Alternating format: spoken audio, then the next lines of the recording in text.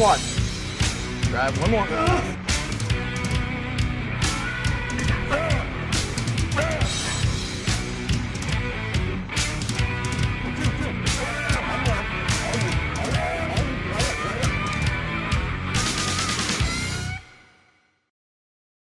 My name is Hany Rambod, otherwise known as the Pro Creator. I received that since winning the 2001 USA overall title with Quincy Taylor, and then in 2002 I had Idris Wardell I worked with, and he ended up, the first show we worked together, he won the overall at the USA. In 2003 I had Mike Dragna turn pro. Also had 2003 and 2004 Chris Cook winning the USAs. 2005 Bill Wilmore winning the overall at the Nationals. Ray Artie also getting his pro card. My two only clients both turned pro at that show. So I kind of had the habit of doing well at the national level shows and the pro qualifiers, hence the Pro Creator moniker. Notables that I work with right now, Phil Heath. The claws on stage. Come on. Even the head coach of a team will have an assistant that pays attention to the smallest detail. And that's what I hire him to do. I hire him to, give me the proper guidance. Jay Cutler. Keep that elbow out. He talked about the FST training, and I said, well, I'd like to try a little more because volume training seems to be better for me. What do? I write up nutritional programs. I write up supplementation programs. I write up training programs. When my clients are working with me remotely, which 99% of my clients work with me remotely, they will get updates weekly. They will send me photos in the off season every 2 weeks, every 3 days to a week.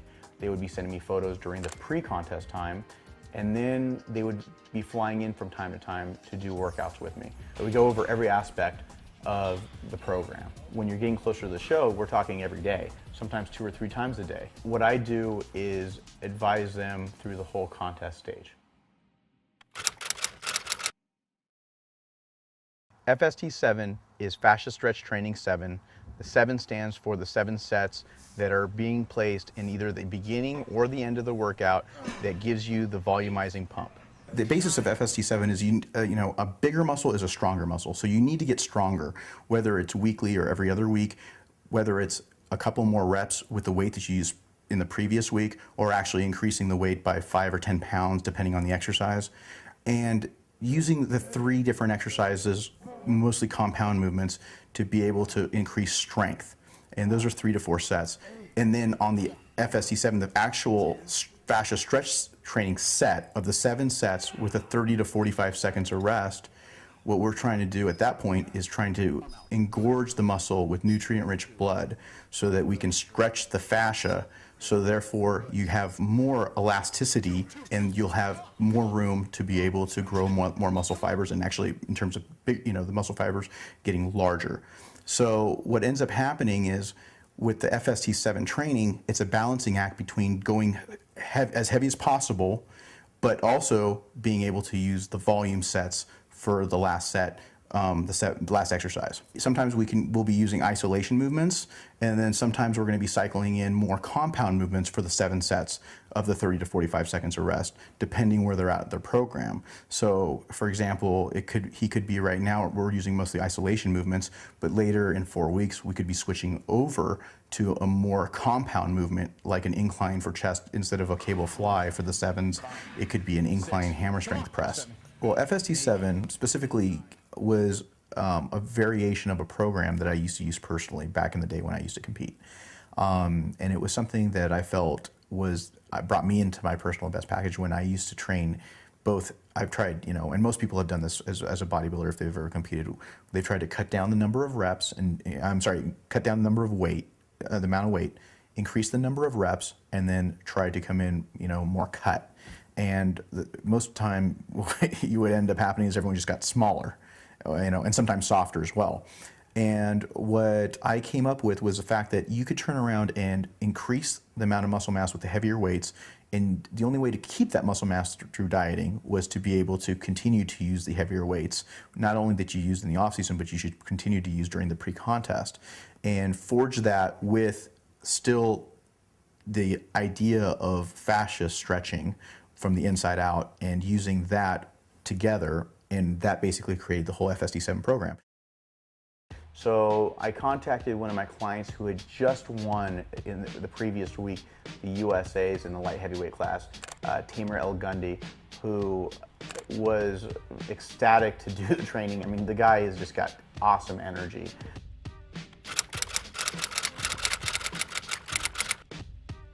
He's just awesome to work with. And he had flown up to San Jose. We got together at Ray's gym. Ray Artie, who's also a client of mine, who turned pro in 2005 and who had won the Houston Pro 202 class in 2008. And we went to his gym, which is very local to me, and we were able to train legs together.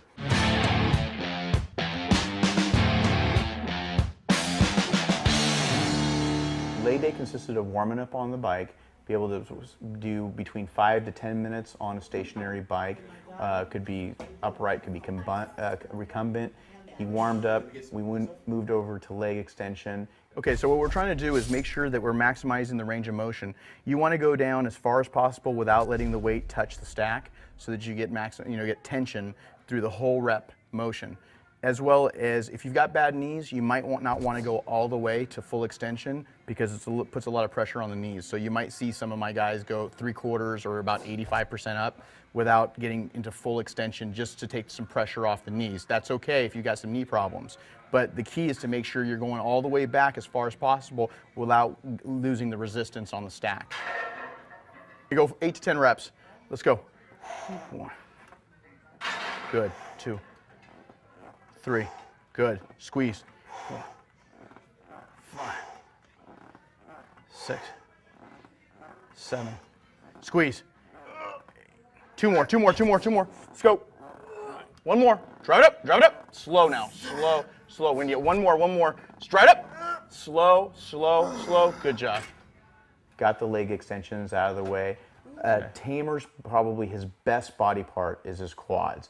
He, his nickname is Razor, and it looks like he's all cut up through the quad. So as you see, when he works through the whole extension movement, he still has quite a bit of detail compared to several weeks before, where he'd done the actual USA competition. Most people rebound, they'll lose their conditioning, they'll eat a bunch of junk, and not Tamer. He stayed in good shape. Even though he hasn't been doing any cardio and he's been doing about 300 or 400 grams of carbs a day, his body is still in really good shape due to the fact that he's not eating a lot of junk.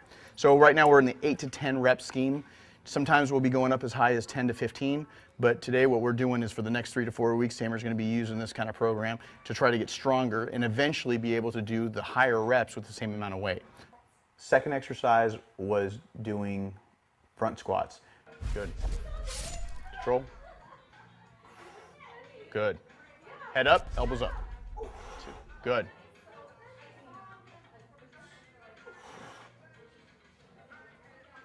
Up. Tamer typically, believe it or not, does this movement on Smith machine.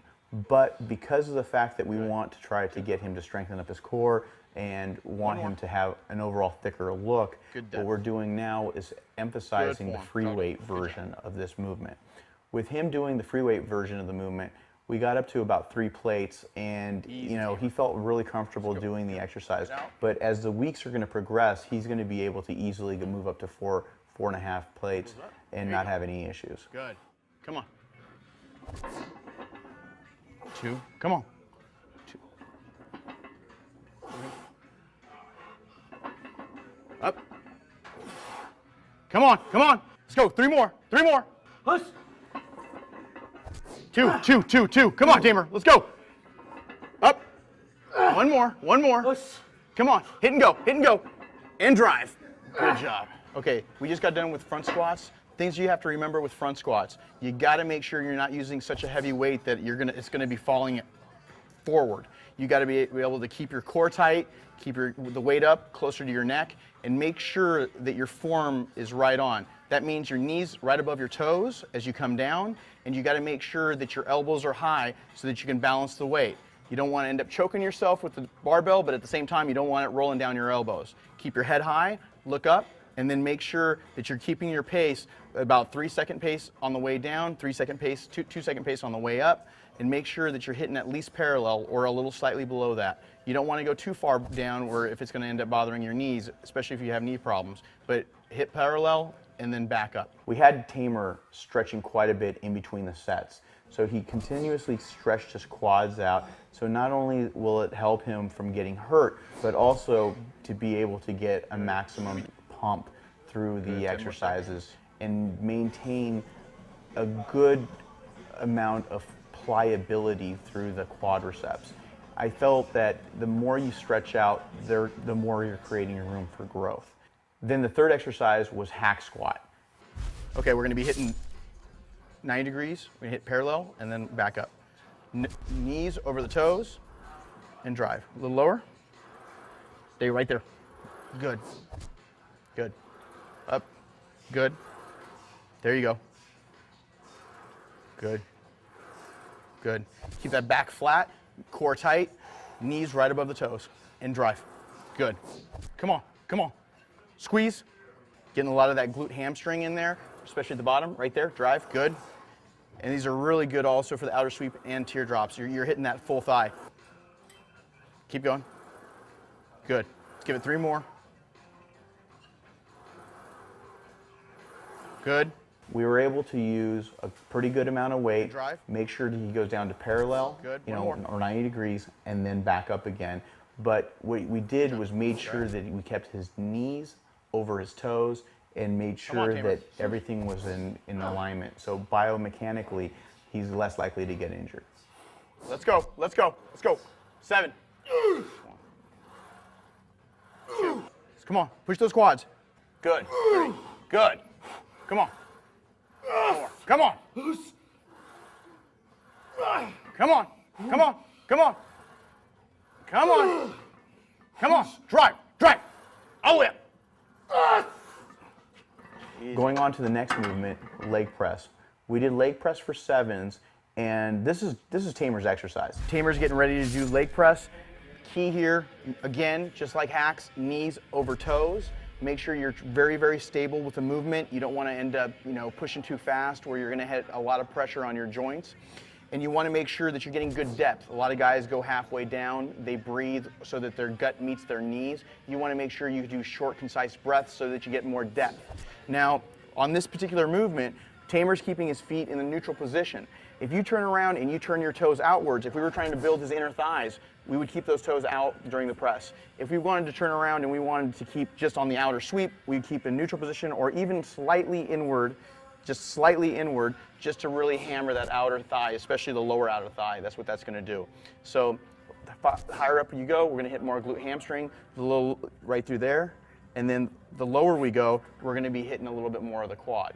So we try to keep it in the middle, especially you got to determine what particular machine you're using and what feels good on your knees. Because if you end up going too heavy and your knees are weak, you're going to end up tweaking something.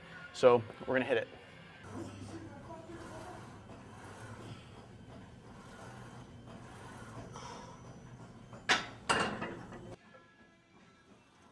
He actually had that same machine at his gym in Orange County.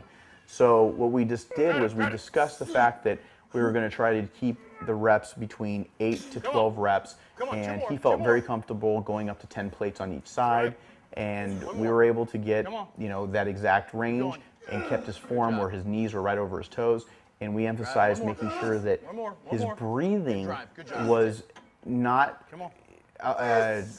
making his range of motion shortened by the fact that sometimes when you breathe and your gut pushes out, you tend to shorten up the range of motion through the leg press. And what we did was we tried to make sure to minimize that by doing shorter breaths, and that way he was able to get a little bit better range of motion. Come on, come on, 2 more, 2 more. Drive. 1 more. And squeeze, come on. Good job. So then we moved over to hamstrings. We started off with single leg curls. Sometimes I'll have my athletes do hamstrings on either a separate day or they'll be doing it on an AM/PM split, where they'll be doing quads in the morning and hamstrings at night, or hamstrings in the morning and quads at night. Good job. Come on, keep it going. And I really emphasize that so that people will not do a weaker hamstring workout or less intense quad workout, because you tend to have a less intense workout. The second workout tends to be the one that gets kind of the short end of the stick, per se. Right there. Fight me. Hold it. Hold it, hold it, hold it, hold it, hold it. Okay, another tip for you guys back at home. When you turn around and you do one side, you do unilateral exercise, sometimes people ask how long you should wait, whether you should wait in between doing the left side and the right side, or you should do the left, the right, and then take the rest.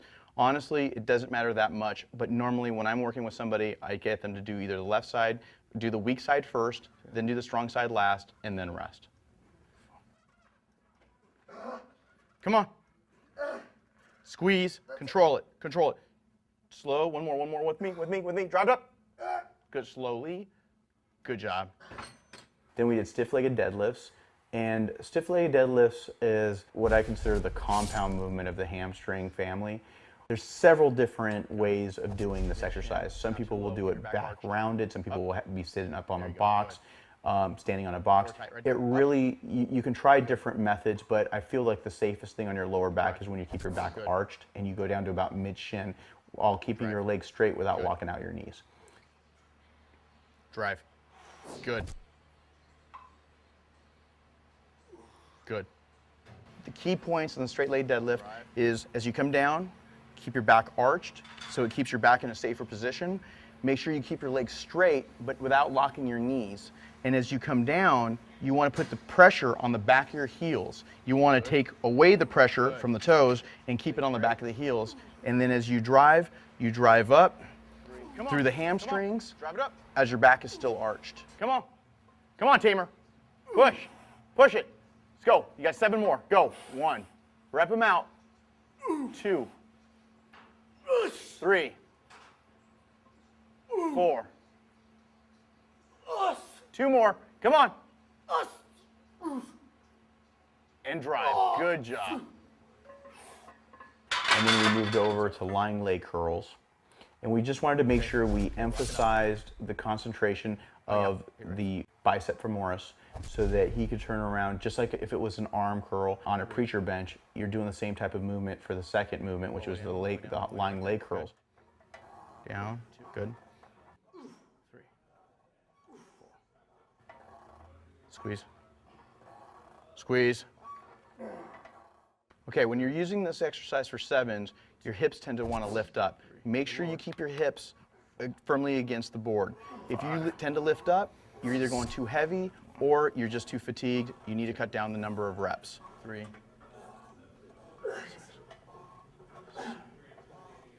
8. 7. Up. Here's your tip for lying leg curls. Foot position. Sometimes you can use the exercise while toes are pointed. As you come up, toes are pointed outwards towards me. And then there's other times where you want to turn around and get a little different, slightly different flexion in the hamstring with toes pointed towards your knees. So I recommend using both forms, but definitely keep mixing it up. Okay, another thing we got to make sure we're doing with the FST-7 movements is that you're squeezing in between the exercises. You can either do it in between exercises or in between FST-7 sets.